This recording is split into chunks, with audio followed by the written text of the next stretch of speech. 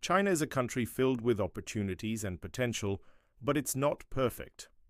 There are some aspects of life here that can be quite challenging, whether you're a local Chinese person or an expat who has decided to make China their home.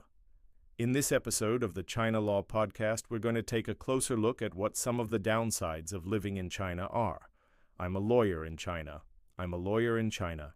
And this is the China Law Podcast. One thing that I want to highlight before we begin is that everyone has different needs and priorities when they move to China or when they live in China. So what might be a negative for one person might not be a negative for another.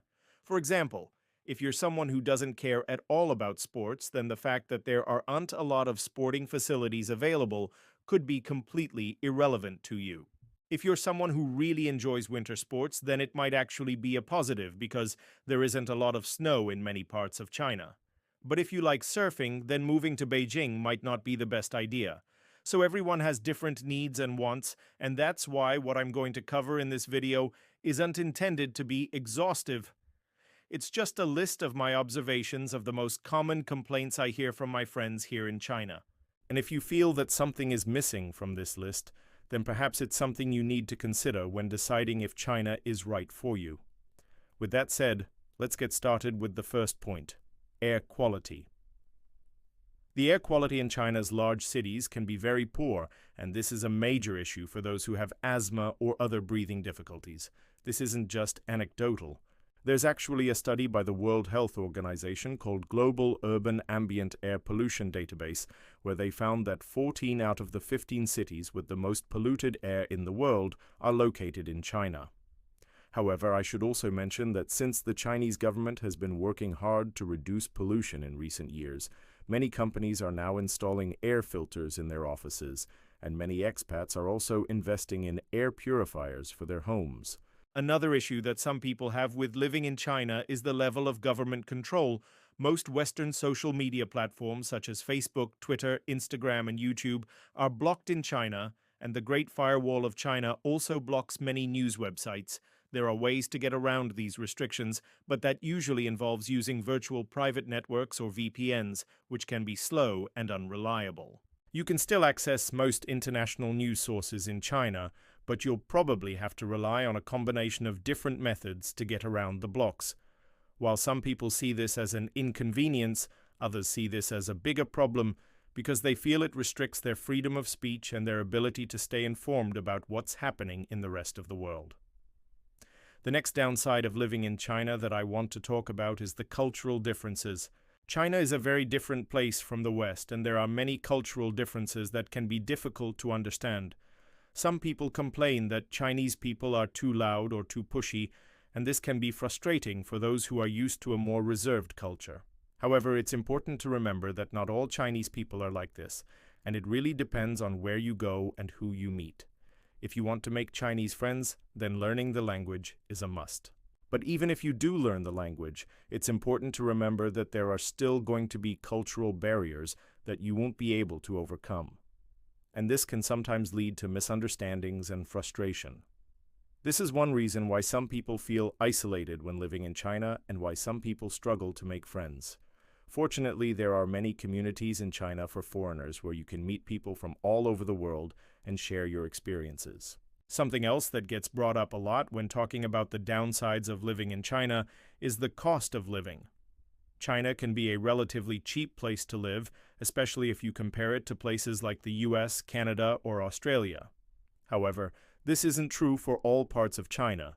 The major cities such as Beijing, Shanghai, and Guangzhou are very expensive to live in, and the prices are only getting higher.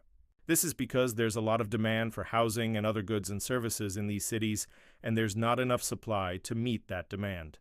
In fact, housing costs in major cities are often cited as the biggest complaint of locals in China, not just expats.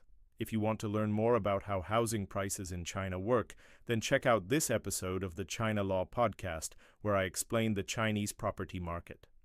Next, let's talk about crowds and traffic. If you don't like crowds or being stuck in traffic, then you probably won't enjoy living in a major city in China. China is the most populated country in the world, and this is especially apparent in the major cities where millions of people from all over the country come to work or do business. This means that the cities are always bustling and there's a lot of foot traffic everywhere. On top of that, many Chinese people don't drive, so they use public transportation instead. This means that buses, subways, and taxis are always packed, and you can expect to be shoulder to shoulder with other passengers. Another issue that some people complain about is the social issues in China.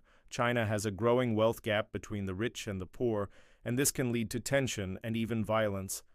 While China is generally a very safe country, there are still some areas where you should be aware of your surroundings. If you're interested in learning more about safety in China, then check out this episode of the China Law Podcast, where I talk about everything you need to know about staying safe in China. Now that I've talked about some of the negatives of living in China, let me give you a few examples of things that I personally dislike about living here. First, limited access to Western products and services. It can be difficult to find Western products and services in China, and this can be frustrating at times. For example, it can be hard to find high-quality ingredients if you want to cook Western food, and there are not many Western-style supermarkets. Second, rudeness or lack of consideration for others. Some people in China are not very polite, and this can be annoying. For example, people often cut in line and don't let others merge in front of them. They also don't say please and thank you very much, and they can be loud and in your face. Third, general disregard for animal welfare. Unfortunately, there are many stray animals in China, and some people treat their pets very poorly. This is slowly changing, but it's still a problem in many areas. Fourth, materialism and focus on money.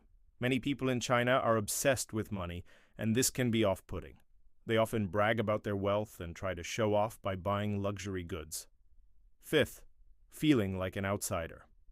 As I mentioned earlier, it can be difficult to make friends in China because of the language and cultural barriers. This can make you feel isolated and lonely at times.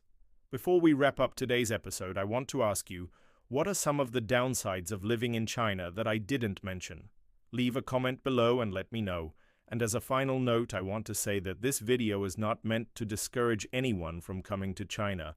China is a country full of opportunities and potential, and there are many reasons to live here. I just wanted to give you a balanced perspective by pointing out some of the negatives as well as some of the positives. If you're considering moving to China, then I encourage you to do it. China is a country that rewards those who are willing to put in the effort. However, it's important to be aware of the challenges that you will face before you come. That way, you can be prepared and make the most of your experience. Thank you for listening, and I hope this was helpful. Let me know what you think. Don't forget to subscribe and follow the show on social media. Thanks again, and see you next time.